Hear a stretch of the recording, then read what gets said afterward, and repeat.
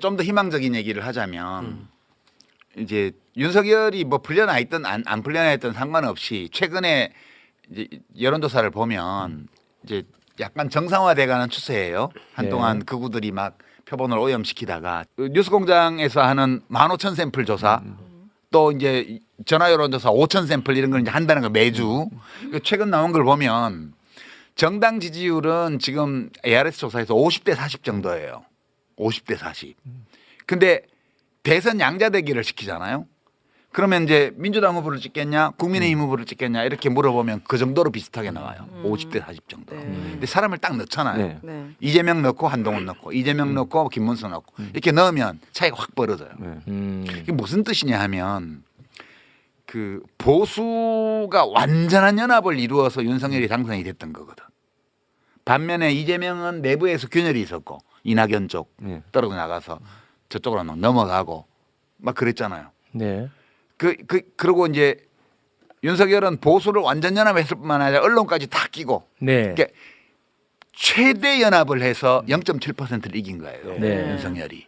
근데 윤석열이 당선이 되고 나서 권력을 독점하면서 그 연합이 갈갈이 찢어진 거예요. 이준석 쫓아내, 누구 쫓아내, 누구 쫓아내, 뭐 조중동도 말을 안 듣고 뭐 극우 유튜브 이래가지고 윤석열 정권을 탄생시켰던 보수대 연합이 갈갈이 해체됐어요. 그래서 지금 국민의힘은 분열이 안 된 것처럼 보이는데 왜 후보를 넣었을 때 차이가 벌어지냐 하면 내부에 심각한 균열이 있어요. 그 윤석열이 잘했네 그거는. 한동훈을 넣으면 잘했네. 윤석열 극렬 지지자들 한동훈을 배신자고 생각하고 지지를 안 해주니까 20%도 안 나오는 거야.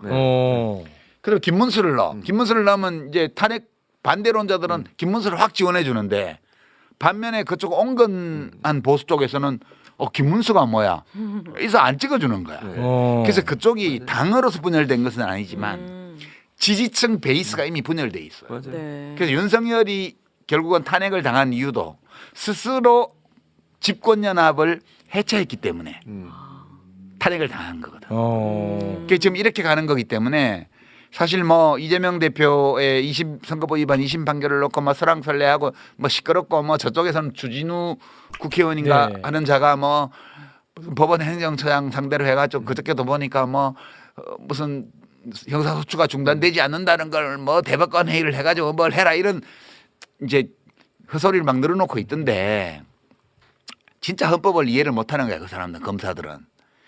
결국은 이 민심의 흐름을 보면 이재명 악마화와 한편으로 언론을 통한 이재명 악마와 다른 한편으로는 보수대 연합, 그 최대 연합 이걸로 정권을 탄생시켰는데 이게 무너졌잖아요. 네. 이 반대로는 반대쪽에서 지금 이번 탄핵이 인용되고 나면 다음 대선은 그냥 이재명 대선으로 가는 거예요.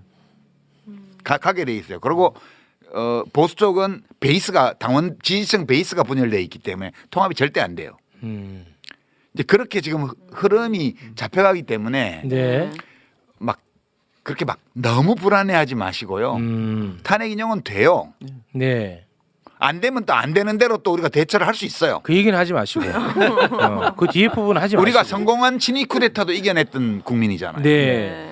맞아요. 성공한 쿠데타도 우리가 3번 당했지만 다 이겨내고 민주주의로 왔던 국민이에요. 대단합니다. 예, 주저앉을 것 같아요. 네. 절대 주저앉지 않습니다. 그러니까 그런 상황이 안 벌어지겠지만 벌어지면 또 해나갈 수 있어요 우리가. 그러나 그 상황으로 안 가고 탄핵이 되고 조기 대선을 치르게 될 거예요. 네. 예, 그러면 그 정권을 바꾸고 나서 다시 내란 특검을 만들어서 네. 지금 숨어서 압력하고 있는 잔당들, 공범들을 다 소탕해야 돼요. 소탕해야 돼요. 그게 중요하죠. 그거 한번 기억해 보세요. 조지호가 윤석열한테 임무를 받고 계엄에 선포하는 얘기를 받고 박현수하고 지금 서울청장 대리가 된 박현수가 당시에 경찰국장이었다는 거잖아요. 예. 그 사람들의 대화는 저게 정신 나간 놈이 진짜로 계엄 선포할 것 같다. 그 계엄이 어쨌거나 진행돼서 일단은 성공할 것 같다라는 전제로 둘이 대화를 나눈다고요.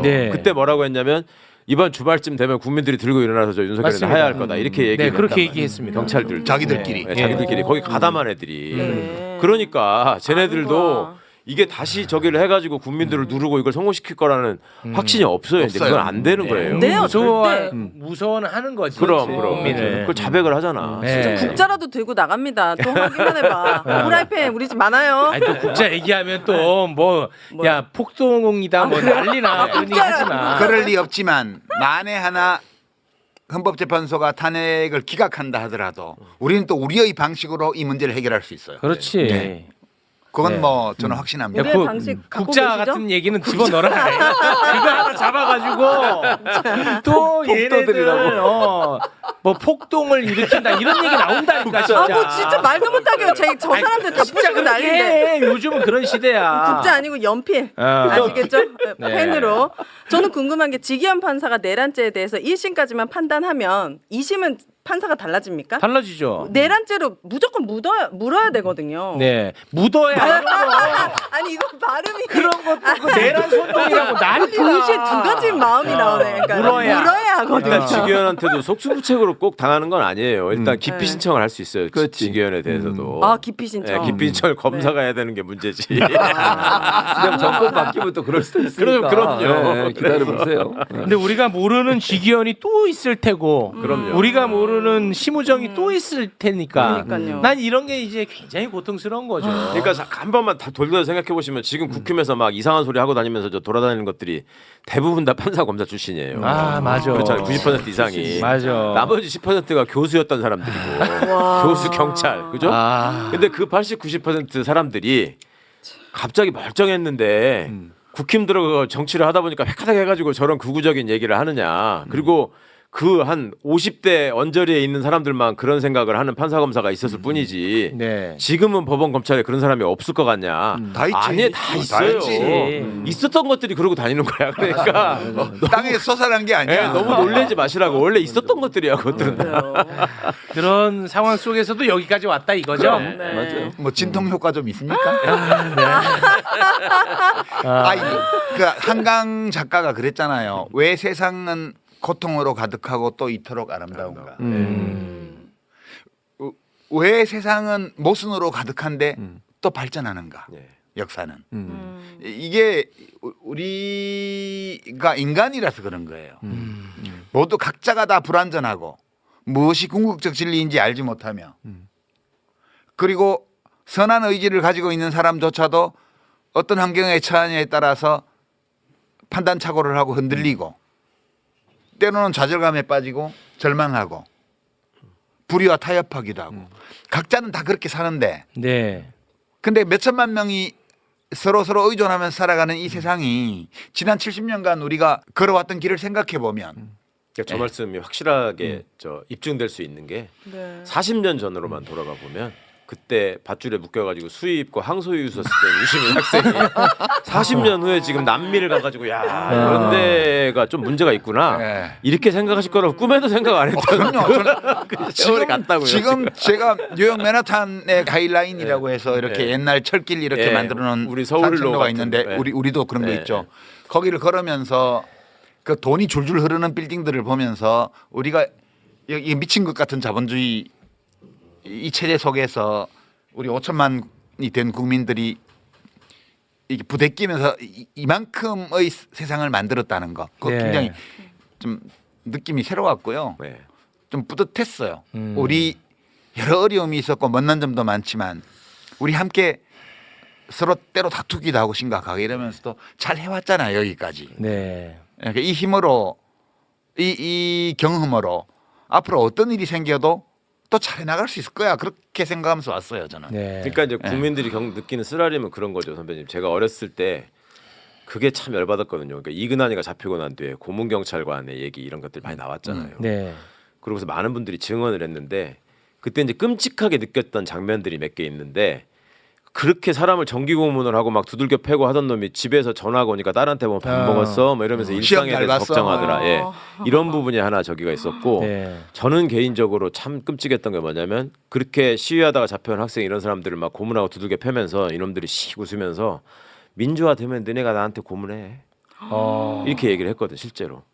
저는 그거를 어렸을 때 정말 꼭 갚아주고 싶었어요.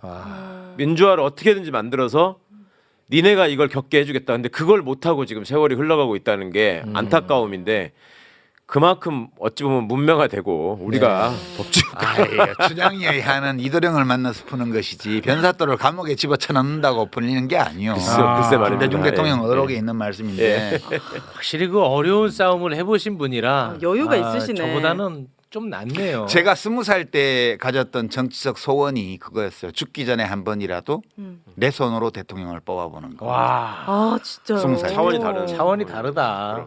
어. 차원이 달라. 감사하다 또 이런 얘기 들으니까 감사해. 그 아, 불안은 우리의 삶을 젖먹어요. 비판의식을 가지고 정신을 바짝 차리고 보더라도 분노에 사로잡힐 필요는 없어요. 알겠습니다. 그거 우리에게 좋지 않아요. 네. 의지만 다지면 돼요. 네. 최악의 경우에도 우리는 해나갈 수 있다.